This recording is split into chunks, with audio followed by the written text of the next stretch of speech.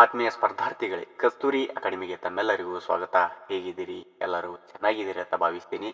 ಈಗಾಗಲೇ ನಾವು KPTCLಗೆ ಸಂಬಂಧಪಟ್ಟಂತೆ ಆಗಲಿ, ಪೊಲೀಸ್ ಡಿಪಾರ್ಟ್ಮೆಂಟಿಗೆ ಸಂಬಂಧಪಟ್ಟಂತೆ ಆಗಲಿ, ಅಥವಾ RRB ಗ್ರೂಪ್ ಡಿಗೆ ಸಂಬಂಧಪಟ್ಟಂತೆ ಆಗಲಿ ಸಂಪೂರ್ಣವಾಗಿ ಮಾಹಿತಿಯನ್ನು ಕೊಡ್ತಾ ಬಂದಿದ್ದೇವೆ. ಬೆಂಗಳೂರು ವಿದ್ಯುತ್ ಸರಬರಾಜು ಕಂಪನಿಯಲ್ಲಿ ಹೊಸ ಅಪ್ಲಿಕೇಶನ್ಗಳು ಕೂಡ ಆರಂಭವಾಗಿದ್ದಾವೆ. ಆ ಒಂದು ಅಪ್ಲಿಕೇಶನ್ ಅನ್ನು ಕುರಿತು ನಾವು ಇವತ್ತಿನ ಒಂದು ವಿಡಿಯೋದಲ್ಲಿ ಸಂಪೂರ್ಣವಾಗಿ ಮಾಹಿತಿಯನ್ನು ನೋಡ್ತಾ ಹೋಗೋಣ. ಹೊಸಬರು ಇದುವರೆಗೆ ನಮ್ಮ ಚಾನಲ್ಗೆ ಯಾರು ಸಬ್ಸ್ಕ್ರೈಬ್ ಮಾಡಿಲ್ಲ, ಪ್ಲೀಸ್ ಹೋಗಿ ಸಬ್ಸ್ಕ್ರೈಬ್ ಮಾಡ್ಕೊಳ್ಳಿ. ಹಾಗೆ ಪಕ್ಕದಲ್ಲಿರೋ ಬೆಲ್ ಐಕನ್ನು ಕೂಡ ನೀವು ಕ್ಲಿಕ್ ಮಾಡ್ಕೋಬಹುದು. ಬೆಲ್ ಐಕನ್ ಕ್ಲಿಕ್ ಮಾಡ್ಕೊಳ್ಳೋದ್ರಿಂದ ನಾಗ್ತಕ್ಕಂಥ ಹಲವಾರು ವಿಡಿಯೋಗಳ ನೋಟಿಫಿಕೇಶನ್ಗಳು ನಿಮಗೆ ಬಂದು ತಲುಪುತ್ತವೆ. ಜೊತೆಗೆ ಡಿಸ್ಕ್ರಿಪ್ಷನ್ನಲ್ಲಿ ಕೊಟ್ಟಂಥ ವಾಟ್ಸಪ್ ಮತ್ತು ಟೆಲಿಗ್ರಾಮ್ ಲಿಂಕಿಗೆ ಕೂಡ ನೀವು ಜಾಯ್ನ್ ಆಗ್ಬೋದು. ಅಲ್ಲಿನೂ ಕೂಡ ನಾನು ಲಿಂಕನ್ನು ಶೇರ್ ಮಾಡ್ತೀನಿ ಅಂತ ಹೇಳ್ತಾ ಬನ್ನಿ ಇವತ್ತಿನ ಒಂದು ವಿಡಿಯೋನ ಶುರು ಮಾಡೋಣ. ಬೆಂಗಳೂರು ವಿದ್ಯುತ್ ಸರಬರಾಜು ಕಂಪನಿ ನಿಯಮಿತದಲ್ಲಿ ಸುಮಾರು 520 ಹುದ್ದೆಗಳಿಗೆ ಈಗಾಗಲೇ ಅಪ್ಲಿಕೇಶನ್ಗಳು ಕೂಡ ಆರಂಭವಾಗಿದ್ದಾವೆ. ಈ ಒಂದು ನೋಟಿಫಿಕೇಶನ್ ಯಾವಾಗ ಬಿಡುಗಡೆ ಆಯಿತು? ಈ ಒಂದು ಬೆಂಗಳೂರು ವಿದ್ಯುತ್ ಸರಬರಾಜು ಕಂಪನಿ ನಿಯಮಿತ ಅಂತಂದರೆ 6/2/2026ರಂದು ಈ ಒಂದು ನೋಟಿಫಿಕೇಶನ್ ಬಿಡುಗಡೆಯಾಯಿತು. ಅಪ್ಲಿಕೇಶನ್ಗಳು ಯಾವಾಗಿನಿಂದ ಆರಂಭ ಅಂತಂದರೆ 12/2/2026 ಇವತ್ತಿನಿಂದಲೇ ಈ ಒಂದು ಅಪ್ಲಿಕೇಶನ್ಗಳು ಆರಂಭವಾಗಲಿದ್ದಾವೆ. 2026ರಲ್ಲಿ 520 ಹುದ್ದೆಗಳಿಗೆ ಈಗಾಗಲೇ ಅಪ್ಲಿಕೇಶನ್ಗಳು ಕೂಡ ಆರಂಭವಾಗಿದ್ದಾವೆ. ಈ ಒಂದು ಹುದ್ದೆಗೆ ನಾವು ಅಪ್ಲಿಕೇಶನ್ ಅನ್ನು ಹಾಕಬೇಕಂತ ಅಂದರೆ ಯಾವ ಒಂದು ಕ್ವಾಲಿಫಿಕೇಶನ್ ಮುಗಿದಿರಬೇಕು ಅನ್ನೋದು ಕೂಡ ನಮಗೆ ಇಂಪಾರ್ಟೆಂಟ್ ಆಗಿರ್ತದೆ. ಹಾಗಾಗಿ ಇಲ್ಲಿ ಪ್ರತಿಯೊಂದನ್ನು ನಾನು ಹೇಳ್ತಾ ಹೋಗ್ತೇನೆ. BE ಮತ್ತು BTech ನಲ್ಲಿ ಪಾಸಾದಂಥ ಅಭ್ಯರ್ಥಿಗಳಿಗೆ ಸುಮಾರು 130 ಹುದ್ದೆಗಳು ನೋಡ್ತೀವಿ. ಇಲ್ಲಿ ಇವರಿಗೆ ಮಾಸಿಕ ವೇತನ ಎಷ್ಟಂತಂದ್ರೆ 9,008 ರೂಪಾಯಿ ಅನ್ನೋದು ಕೂಡ ನಾವು ನೋಡ್ತೀವಿ. ಇನ್ನು BA BCom ಎನಿ ಡಿಗ್ರಿ ಆದಂಥ ಅಭ್ಯರ್ಥಿಗಳಿಗೆ ಸುಮಾರು 315 ಹುದ್ದೆಗಳನ್ನು ನೋಡ್ತೀವಿ. ಇಲ್ಲಿ ಇವರಿಗೂ ಮಾನಸಿಕ ಒಂದು ಮೊತ್ತ ಎಷ್ಟಿರುತ್ತೆ ಅಂತಂದ್ರೆ ಸುಮಾರು 9,008 ರೂಪಾಯಿ ಇರ್ತದೆ. ಇನ್ನು ಡಿಪ್ಲೊಮಾ ಆಲ್ ಬ್ರಾಂಚಸ್ ಇದ್ದಂಥ ಅಭ್ಯರ್ಥಿಗಳು ಡಿಪ್ಲೊಮಾದಲ್ಲಿ ಸಿವಿಲ್ಲೇ ಆಗಿರಲಿ ಅಥವಾ ENCನೇ ಆಗಿರಲಿ ಅಥವಾ ಕಂಪ್ಯೂಟರ್ ಸೈನ್ಸೇ ಆಗಿರಲಿ ಎಲ್ಲ ಬ್ರಾಂಚಸ್ಗಳಿಗೂ ಸುಮಾರು 75 ಹುದ್ದೆಗಳನ್ನು ನೋಡ್ತೀವಿ. ಇವರಿಗೆ ಈ ಒಂದು ಮಾಸಿಕ ವೇತನ ಎಷ್ಟು ಅಂತಂದರೆ 8,000 ರೂಪಾಯಿಯನ್ನು ನೋಡ್ತೀವಿ. ಇಲ್ಲೂ ಒಟ್ಟು ಟೋಟಲ್ 520 ಹುದ್ದೆಗಳಿಗೆ ನಾವು ಈಗಾಗಲೇ ನೋಡಿದ್ದೀವಿ.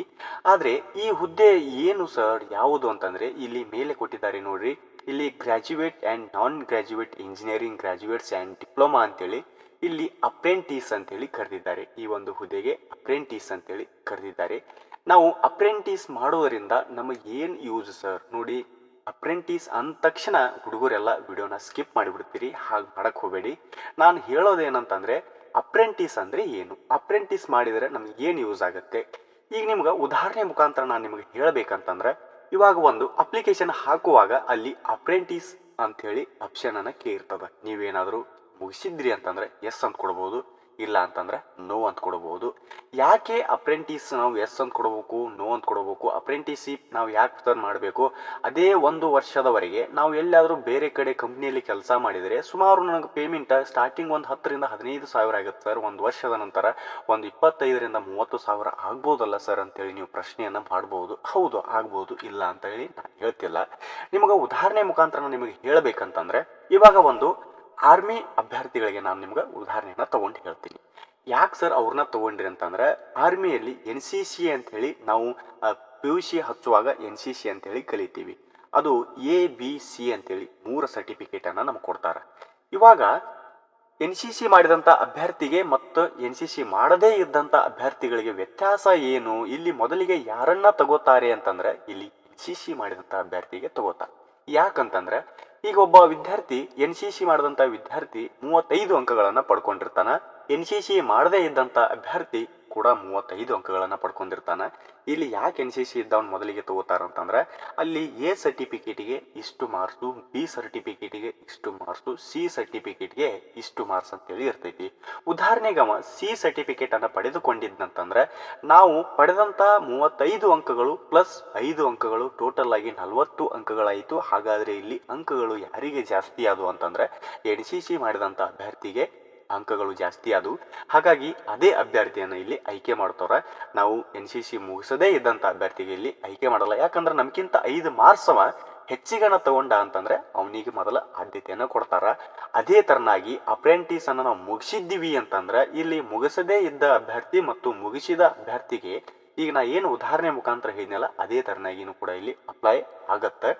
ಅಪ್ರೆಂಟಿಸ್ ಮುಗಿಸಿತ್ತಂತಂದ್ರೆ ಅವರಿಗೂ ಕೂಡ ಇಷ್ಟ ಆ ಪ್ರಿಫರೆನ್ಸ್ ಇಷ್ಟು ಮಾರ್ಕ್ಸ್ ಅಂತೇಳಿ ಇರ್ತೈತಿ. ಹಾಗಾಗಿ ಮೊದಲ ಆದ್ಯತೆ ನಾವೇನಾದರೂ ನಮ್ಮ ಒಂದು ಫೈನಲ್ ಮೆರಿಟ್ ಲಿಸ್ಟ್ ಅಪ್ಲಿಕೇಶನ್ ಹಾಕುವಾಗ ನಾವೇನಾದ್ರು ಸೆಲೆಕ್ಷನ್ ಆಗಿದ್ದೀವಿ ಯಾವುದೇ ಒಂದು ಹುದ್ದೆಗೆ ಅಂತಂದ್ರೆ ನಮ್ಮ ಒಂದು ಫೈನಲ್ ಮೆರಿಟ್ ಲಿಸ್ಟ್ 40ಕ್ಕೆ ನಿಂತಿತ್ತಂತಂದ್ರೆ ಅಲ್ಲಿ 40ರಲ್ಲಿ 2 ಹುದ್ದೆಗಳು ಇದ್ದು ಅಂತಂದ್ರೆ ಅಲ್ಲಿ ಒಬ್ಬನ್ನ ಆಯ್ಕೆ ಮಾಡ್ಕೋಬೇಕಾಗಿರ್ತದ. ಹಾಗಾಗಿ ಇಲ್ಲಿ ನಾವು ಇಬ್ಬರು ಆಯ್ಕೆ ಆಗಿರ್ತೀವಲ್ಲ, ಅಲ್ಲಿ ಯಾರನ್ನ ಮೊದಲು ಆಯ್ಕೆ ಮಾಡ್ಕೊಂತಾರಂತಂದ್ರೆ ಅಪ್ರೆಂಟಿಸ್ ಮುಗಿಸಿದಂತ ಅಭ್ಯರ್ಥಿಗೆ ಅಲ್ಲಿ ಆಯ್ಕೆಯನ್ನ ಮಾಡ್ಕೊಂಡಿರ್ತಾರೆ. ಹಾಗಾಗಿ ಯಾರು ಅಪ್ರೆಂಟಿಸ್ ಅಂದ್ಗಳೇನ ಹುಡುಗರು ಇಲ್ಲಿ ಸ್ಕಿಪ್ ಮಾಡಿ ಓಡೋಗ್ತಾರೆ. ಯಾಕಂತಂದ್ರೆ ನಾನು ಎಲ್ಲರಿಗೂ ಅಪ್ರೆಂಟಿಸ್ ಮಾಡ್ರಿ ಅಂತೇಳಿ ನಾನು ಹೇಳಲ್ಲ. ನೀವು ಯಾರು ಖಾಲಿ ಅಡ್ಡಾಡ್ತಿರ್ತೀರ, ಊರಲ್ಲಿ ಯಾರು ಖಾಲಿ ಅಡ್ಡಾಡ್ತಿರ್ತೀರ, ಕೆಲಸವನ್ನು ಹುಡುಕ್ತಿರ್ತೀರಲ್ಲ ಅಂಥವ್ರು ನೀವು ಮಾಡ್ಕೋಬಹುದು. ನಾನು ಮೊನ್ನೆ ಒಂದು ವಿಡಿಯೋದಲ್ಲಿ ಹೇಳಿದ್ದೇನೆ, 2/2/2026ರಂದು ಬಿಜಾಪುರದಲ್ಲಿ ನಡೆದಂಥ ಒಂದು ಉದ್ಯೋಗ ಮೇಳದಲ್ಲಿ ಅವರು ಕಲಿತಂಥ ಒಂದು ಕ್ವಾಲಿಫಿಕೇಶನ್ನೇ ಬೇರೆ, ಅಲ್ಲಿ ಅವರಿಗೆ ಕೊಡ್ತಕ್ಕಂಥ ಕೆಲಸನೇ ಬೇರೆ, ಅವರು ಕಲ್ತಂಥ ಎಜುಕೇಶನ್ಗೆ ತಕ್ಕಂತೆ ಅಲ್ಲಿ ಅವರ ಒಂದು ಮಾಸಿಕ ವೇತನ ಅವರಿಗೆ ಸಿಗ್ತಾ ಇಲ್ಲ. ಹಾಗಾಗಿ ನಮ್ಮ ಒಂದು ಕರ್ನಾಟಕದಲ್ಲಿ ಈಗ ಸದ್ಯಕ್ಕೆ ಯಾವುದೇ ಹುದ್ದೆಗಳು ಕರಿತಿಲ್ಲ. ಪ್ರತಿ ವರ್ಷನೂ ಎಷ್ಟೋ ಸಾವಿರ ವಿದ್ಯಾರ್ಥಿಗಳು SSLC ಆಗಲಿ, PUC ಆಗಲಿ, ಡಿಗ್ರಿ ಆಗಲಿ ಪಾಸ್ಔಟ್ ಆಗ್ತಾ ಇದ್ದಾರೆ. ಹಾಗಾಗಿ ಸಿಕ್ಕಾಪಟ್ಟೆ ನಮ್ಮ ಒಂದು ನಿರುದ್ಯೋಗ ಸೃಷ್ಟಿ ಆಗ್ತಾ ಇದೆ. ಈಗೇನು ನಾವು ಸಿಕ್ಕಾಪಟ್ಟೆ ಅಲ್ಲಿ ಇಲ್ಲಿನೂ ಕೂಡ ನಾವು ಈಗಾಗಲೇ ಪ್ರತಿಭಟನೆನೂ ಕೂಡ ಮಾಡ್ತಾ ಇದ್ದೇವೆ. ಅಪ್ಲಿಕೇಶನನ್ನು ಬಿಡ್ರಿ, ಸಾಕಷ್ಟು ಹುದ್ದೆಗಳಿದ್ದಾವೆ, ಅಪ್ಲಿಕೇಶನನ್ನು ಬಿಡ್ರಿ ಅಂತೇಳಿ ಪ್ರತಿಭಟನೆನೂ ಕೂಡ ಮಾಡ್ತಾ ಇದ್ದಾವೆ. ಹಾಗಾಗಿ ನಾನೇನು ಎಲ್ಲರಿಗೂ ನೀವು ಅಪ್ರೆಂಟಿಸ್ ಮಾಡಿ ಅಂತ ಹೇಳ್ತಿಲ್ಲ. ವ್ಯತ್ಯಾಸ ಮಾತ್ರ ನಾನು ಇಷ್ಟೇ ಹೇಳಿದ್ದೀನಿ, ಸ್ಕಿಪ್ ಮಾಡಿದ್ರೂ ಕೂಡ ಸ್ಕಿಪ್ ಮಾಡದೇ ಇದ್ದರೂ ಕೂಡ ನಾನು ಅಪ್ರೆಂಟಿಸ್ ಮಾಡಿದರೆ ಏನು ಯೂಸ್ ಅನ್ನೋದು ಕೂಡ ನಿಮ್ಗೆ ಹೇಳಿದ್ದೀನಿ. ನೀವು ಮಾಡೋ ಇಂಟ್ರೆಸ್ಟ್ ಇದ್ದರೆ ಮಾಡ್ಬೋದು, ಮಾಡದೇ ಇಂಟ್ರೆಸ್ಟ್ ಇದ್ದರೆ ನೀವು ಬಿಡ್ಬೋದು.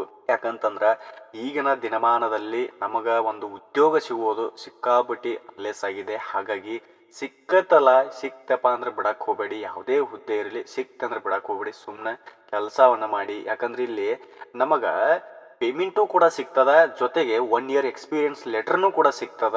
ನಮಗೆ ನೆಕ್ಸ್ಟ್ ಈ ಒಂದು ವರ್ಷ ಮುಗಿತಪ್ಪ ಅಂದ್ರೆ ನಾವು ಏನು ಮಾಡಬೇಕು ಸರ್ ಅನ್ನೋದು ಕೂಡ ನಿಮ್ಮ ಕೂಡ ಪ್ರಶ್ನೆಯೂ ಕೂಡ ಬಂದಿರ್ತದ. ಯಾಕಂದ್ರೆ ಅದೇ ಲೆಟ್ರನ್ನ ತೊಗೊಂಡೋಗಿ ನೀವು ಯಾವುದೇ ಒಂದು ಕಂಪ್ನಿಯಲ್ಲಿ ಕೂಡ ನೀವು ಜಾಯಿನ್ ಆದರೂ ಕೂಡ ಆಲ್ರೆಡಿ 1 ವರ್ಷ ಎಕ್ಸ್ಪೀರಿಯನ್ಸ್ ಇರ್ತೈತಿ. ಅದರ ಬೇಸಿನ ಮೇಲೆ ನಿಮಗೆ ಅಲ್ಲಿ ಹೆಚ್ಚಿಗೆ ಪೇಮೆಂಟ್ನೂ ಕೂಡ ಸಿಗ್ತದ, ಅಲ್ಲಿ ಒಂದು ಹೆಚ್ಚಿಗೆ ಪೋಸ್ಟ್ನೂ ಕೂಡ ನಿಮ್ಗೆ ಸಿಗ್ತದ. ಹಾಗಾಗಿ ಖಾಲಿ ಇದ್ದಂಥ ಅಭ್ಯರ್ಥಿಗಳು ಪ್ರತಿಯೊಬ್ಬರು ಅಪ್ಲಿಕೇಶನನ್ನು ಹಾಕೊಳ್ಳಿ. ಇಲ್ಲಿ ಪ್ರತಿಯೊಬ್ಬರು ಅಪ್ಲಿಕೇಶನ್ ಹಾಕಿದಂಥ ಅಭ್ಯರ್ಥಿಗಳಿಗೆ ಎಲ್ಲರದು ಆಯ್ಕೆ ಆಗುತ್ತೆ ಅಂತೇಳಿ ನಾನು ಹೇಳಲ್ಲ. ಯಾಕಂದ್ರೆ ಅಲ್ಲಿ ಯಾವ ಅಭ್ಯರ್ಥಿ ಆಯ್ಕೆ ಆಗಬೇಕು ಅನ್ನೋದು ಕೂಡ ಅವರ ಒಂದು ಮಾರ್ಕ್ಸಿನ ಮೇಲೆ ಬರೆದಿರ್ತದ. ಹಾಗಾಗಿ ಅಪ್ಲಿಕೇಶನ್ ಹಾಕುವಂಗೆ ಹಾಕಿ, ಆದರೆ ನಮ್ಮ ಹಣೆ ಬರಹ ಆಗಲಿಲ್ಲ ಅಂದರೆ ಏನೂ ಮಾಡೋಕ್ಕಾಗಲ್ಲ. ನಾವು ಯಾವ ಒಂದು ಕೆಲಸವನ್ನು ಮಾಡ್ತಿರ್ತೀವಲ್ಲ ಅದೇ ಕೆಲಸವನ್ನು ಕಂಟಿನ್ಯೂ ಮಾಡಿದರೆ ಮುಗೀತು ಅಷ್ಟೇ. ಇನ್ನು ಈ ಒಂದು ತರಬೇತಿ ಅವಧಿ ಎಷ್ಟು ಅನ್ನೋದು ಕೂಡ ನಮ್ಗೆ ಹೇಳಿದ್ದೀನಿ ನಾನು. 1 ವರ್ಷ ಮುಗೀತಪ್ಪ ಅಂದ್ರೆ ಅವರು ನಮಗೊಂದು ಅವರ ಎಕ್ಸ್ಪೀರಿಯನ್ಸ್ ಲೆಟರ್ ಅಂದರೆ ಅಪ್ರೆಂಟಿಸ್ ಮುಗಿದಂಥ ಒಂದು ಲೆಟರನ್ನು ಕೂಡ ನಮಗೆ ಕೊಡ್ತಾರೆ. ನಾವು ಹೆಂಗೆ SSLC ಒಳಗಡೆ ಮಾರ್ಕ್ಸ್ ಕಾರ್ಡ್ ತೊಗೊಂತೀವಲ್ಲ ಅದೇ ಥರನಾಗಿ ಕೊಡ್ತಾರೆ. ಈ ಒಂದು ಹುದ್ದೆಗೆ ಅಪ್ಲಿಕೇಶನ್ಗಳು ಯಾವಾಗ ಆರಂಭ ಅಂತಂದರೆ ಇವತ್ತೇ ಈ ಒಂದು ಹುದ್ದೆಗೆ ಅಪ್ಲಿಕೇಶನ್ಗಳು ಆರಂಭವಾಗಿದ್ದಾವೆ. 12/2/2026ರಿಂದ 2/3/2026ರವರೆಗೆ ಸುಮಾರು 1 ತಿಂಗಳವರೆಗೆ ನಾವು ಈ ಹುದ್ದೆಗೆ ಅಪ್ಲಿಕೇಶನನ್ನು ಹಾಕೋಬಹುದು. ಯಾರಿಗೆಲ್ಲ ಹಾಕೋದಕ್ಕೆ ಬರೋದಿಲ್ಲಲ್ಲ, ನಾನು ನನ್ನ ಡಿಸ್ಕ್ರಿಪ್ಷನಲ್ಲಿ ಲಿಂಕನ್ನು ಕೂಡ ಕೊಟ್ಟಿರ್ತೇನೆ. ಇನ್ನು ನನ್ನ ಟೆಲಿಗ್ರಾಮ್ ಚಾನಲ್ ಆಗಲಿ, ಇನ್ನು ವಾಟ್ಸಪ್ ಚಾನಲ್ ಆಗಲಿ, ಅಲ್ಲಿನೂ ಕೂಡ ನಾನು ಲಿಂಕನ್ನು ಕೂಡ ಶೇರ್ ಮಾಡಿರ್ತೇನೆ. ಅಲ್ಲಿ ಹೋಗಿ ನೀವು ನೋಡ್ಕೋಬಹುದು.